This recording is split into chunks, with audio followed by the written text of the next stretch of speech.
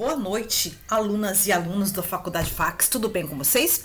Hoje, dia 15 de março, eu, vossa professora, estou aqui para ministrar um pouquinho mais sobre a nossa disciplina de contabilidade geral. Então, essa pincelada antes de adentrarmos nas nossas reais disciplinas, ela é muito importante, porque vai fazer vocês relembrarem conceitos da contabilidade que muitas das vezes passam batido e que serão muito bem aceitos durante a disciplina. Então fiquem comigo, obrigada pela atenção, um fortíssimo abraço, boa aula!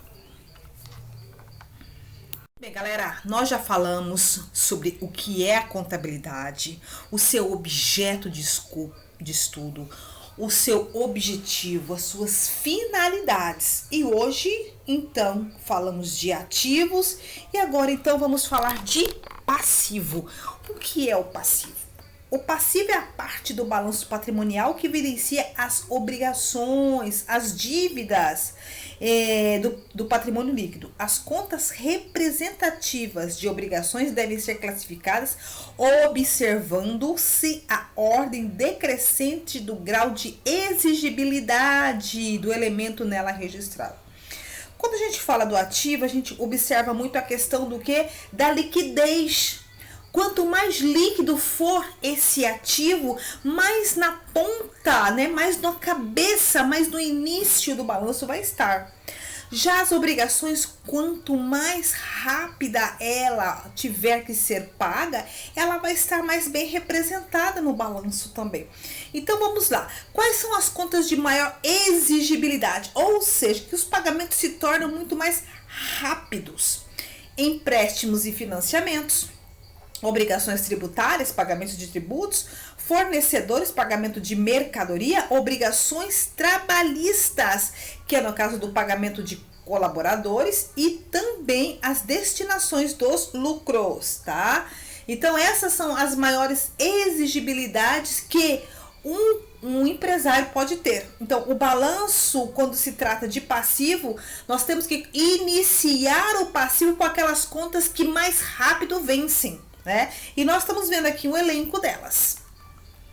Nesse gráfico agora, ele trabalha muito bem esse formato decrescente. Então, lá no início, balanço patrimonial, nós temos que pagar primeiro? Os fornecedores, porque é de onde o empresário compra o quê? Sua mercadoria para revenda. Empréstimos e financiamentos também é algo que precisa ser sanado rapidamente para não se pagar o quê? Juros. Obrigações trabalhistas. Muitos dos nossos tributos, eles são vencíveis com prazo de 30 dias. Obrigações trabalhistas, pagamento de colaboradores, prazo estipulado 30 dias. Destinação de lucro e pagamento a terceiros. Então, aí, de modo geral, né? Mas, geralmente, nós estamos colocando aqui um compilato de obrigações que vencem com 30 dias. Matando ainda essa informação, passivo. O grau de exigibilidade representa o menor prazo que a obrigação deve ser paga. Quanto maior exigibilidade, menor o prazo para pagamento. No passivo, as contas são classificadas nos seguintes grupos: passivo circulante, passivo não circulante e patrimônio líquido. Então, o passivo, ele tem um domínio sobre o quê? As obrigações, as dívidas que a empresa tem para com terceiros e para com seus sócios. Aonde? Lá no patrimônio líquido, tá? Então, todo o passivo, ele está composto de obrigações. Próximo slide vai tratar do passivo circulante, que tem um grau de exigibilidade maior do que o não circulante.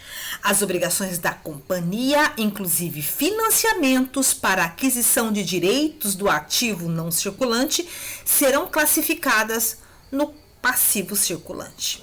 Quando vencerem no exercício seguinte, o grupo passivo circulante deverá conter subdivisões de acordo com a natureza das obrigações, como exemplo de fornecedores, empréstimos e financiamentos, obrigações tributárias, pagamento de tributos, obrigações trabalhistas e previdenciárias, pagamento dos seus colaboradores e tributos previdenciários, obrigações com sócios e participantes dos lucros, quando a gente faz a devolutiva aos sócios de seu lucro, as provisões e outras obrigações. Então, no passivo circulante, você provê, então, os pagamentos que precisam ser feitos de uma certa forma que com maior grau de exigibilidade, tá? É isso que vocês precisam entender. Vamos lá, pessoal, só dando aquela pincelada lá, então, no passivo não circulante. Vamos lembrar sobre o conceito de curto e longo prazo? Contabilidade geral, vamos lá.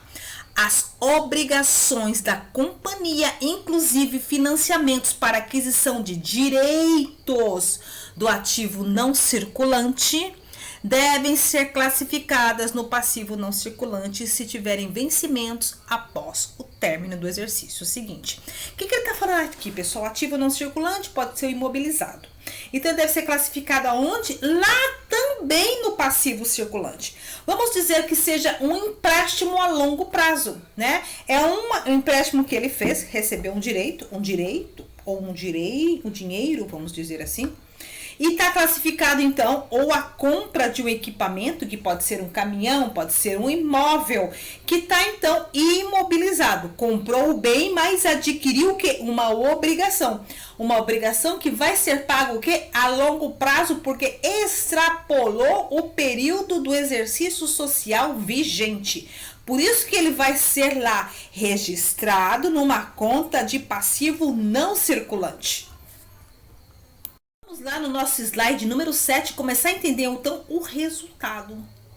Porque veja só, vocês contadores, hoje ainda, né, acadêmicos, mas o trabalho de vocês está em cima do que a gente chama de resultado. O resultado ele é provocado, representado por dois fatores, ou lucro ou prejuízo, no final, né, de um período que vai ser apurado, né? Então, ou a empresa vai ter lucro, ou a empresa vai ter prejuízo. Mas de que forma isso é feito? Quem sabe me dizer? Galera, reforcem aí o slide número 8, é sim figurinha carimbada no exame de suficiência, tá? Entender muito bem isso aqui já conta um ponto enorme para o acerto de questões. Olha lá, contas do ativo, passivo e patrimônio líquido são consideradas o quê? Contas patrimoniais. Por que são contas patrimoniais? Porque elas representam o quê? Os bens, direitos e obrigações de uma empresa. E quando a gente fala nisso, ela é estaqueada, ela é realmente de fato formalizada no CNPJ dessa empresa no que se trata de bens. E as minhas obrigações pertencente a um ciclo operacional pujante necessário para que esses bens fossem adquiridos por essa empresa e no determinado final de um exercício não foram pagos. Então, precisam ser representados lá no passivo. E quando eu digo passivo, passivo circulante, passivo não circulante ou patrimônio líquido, tá? Então, contas patrimoniais, é como se fosse a coluna dorsal de uma empresa. Já as contas de receitas e despesas são consideradas contas de resultado. E por que será que são tão diferentes assim? Por que contas patrimoniais não podem ser misturadas com contas de resultado? Já pararam para pensar sobre isso? Vamos a esse entendimento. Slide número 9, receitas. As receitas são variações positivas do patrimônio líquido. Podem ser obtidas através de comercialização, industrialização e prestação de serviço. Dentre outras formas, para fins de DRE, a empresa terá uma receita bruta, uma líquida e uma receita financeira, como deduções de despesas financeiras e outras receitas. Então, a receita é o que, pessoal? Ela é o faturamento bruto que essa empresa conseguiu produzir no seu ciclo operacional. Ou ela está comercializando um produto, comprando e revendendo, ou ela está industrializando alguma coisa ou prestando um serviço. Então, nós temos essa configuração, né, de empresas no nosso país. Então, isso que nos dá o quê? O norte da receita é o quê? É o faturamento dessas empresas. E de que forma elas vão o quê? Produzir riquezas. Então, a receita é a riqueza originada pela venda, pela industrialização ou prestação de serviço de algum segmento. Batendo o nosso martelinho aqui ainda no slide número 10, receitas. A receita bruta corresponde ao preço de venda de mercadorias e serviços, antes das deduções das vendas, dos abatimentos de impostos, tributos e contribuições, das vendas canceladas e das devoluções de vendas. Como isso chega-se o quê?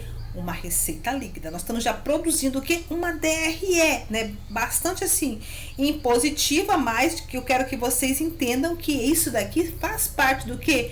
De um esqueleto, de uma estrutura da DRE. Então, vamos lá. O efeito da receita sobre o patrimônio pode consistir no aumento do ativo ou na redução do passivo. De uma forma ou outra, a receita aumenta a situação líquida da empresa. É óbvio que sim. Vamos lá, uma empresa começa então a trabalhar, né? Ela está lá no seu momento, né? Em que ela está sendo constituída, ela passa a trabalhar. Vamos dizer que ela inicia seu caixa com R$0, mas tem um capital social de R$100.000. No primeiro mês, então, ela produz uma riqueza na ordem de R$50.000. E o que lhe sobra? Sobrou R$20.000. Qual o valor do seu patrimônio líquido agora? Então, é fácil. Produzir uma riqueza, teve um aumento do seu patrimônio líquido, então isso é receita, tá?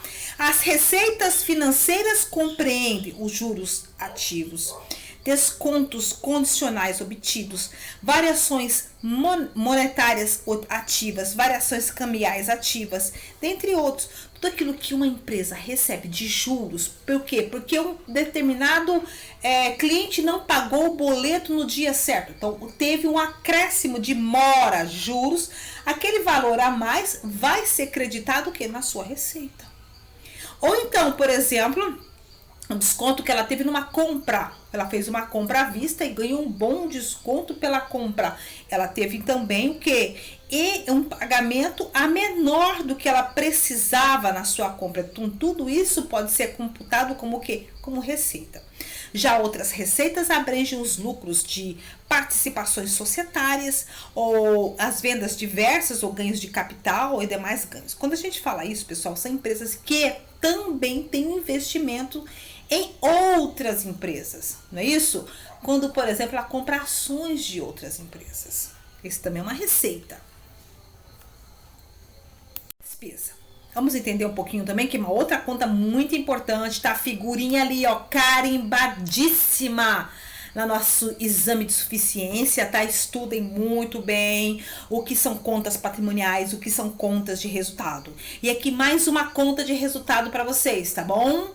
Despesas. As despesas são variações do patrimônio líquido, mas agora de forma negativa.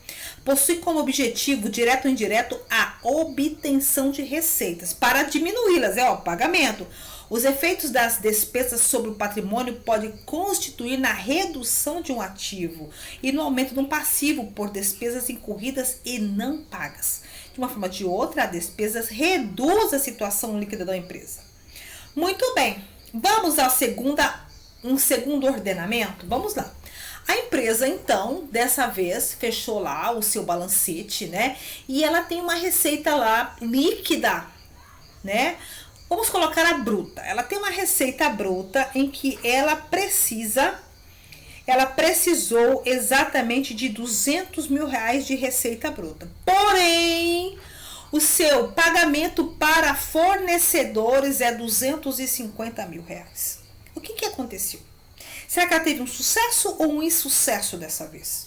Provavelmente um insucesso, na ordem de R$50.000. Agora, negativo. Viu como que ela é algo assim que realmente é prejudicial se não há um controle específico sobre as despesas, porque ela vai incorrer direto sobre o que? A sua receita. A sua receita bruta ela estará prejudicada. Nosso slide número 3, nós vamos dar alguns nomezinhos às nossas despesas. Despesas, por exemplo, nas atividades da empresa, no ciclo operacional. os salários dos colaboradores, os pagamentos de encargos como, por exemplo, INSS e FGTS, os impostos, materiais de uso e consumo, as depreciações de bens, os aluguéis, energia, água, telefone, dentre outros. Então, isso aqui faz parte do que? Do compilato de despesas e obrigações necessárias para o que se haja o quê? Um trabalho, né, para obtenção do quê? De uma receita. E nós vamos dividir as despesas lá onde? No nosso DRE, né? As despesas normalmente são divididas em despesas de vendas, despesas gerais, despesas administrativas e financeiras e outras despesas. Então, a gente está dando assim um estaqueamento já de que forma o DRE ele é montado e distribuído para as questões de diminuição de uma receita bruta. Que despesas e gastos têm diferença? Quando eu falo de gasto, é todo sacrifício suportado pela empresa para a obtenção de bens e serviços que possam de alguma maneira contribuir para a geração de uma receita. Os gastos alteram o patrimônio líquido também e são as minhas despesas que eu já coloquei lá para vocês, os custos, os encargos e as perdas. Perdas é gasto, sim. Por exemplo, um determinado cliente ou um determinado empresário deixa lá de pagar os seus boletos no data certa e depois de uma semana ele vai então recorrer ao pagamento desses boletos. O que aconteceu? Juros e mora. Ele é obrigado a pagar, porque não pagou na data certa. Esses valores, eles têm retorno? Eles voltam? Eles de alguma maneira eu posso jogar isso, por exemplo, em uma mercadoria minha? Não.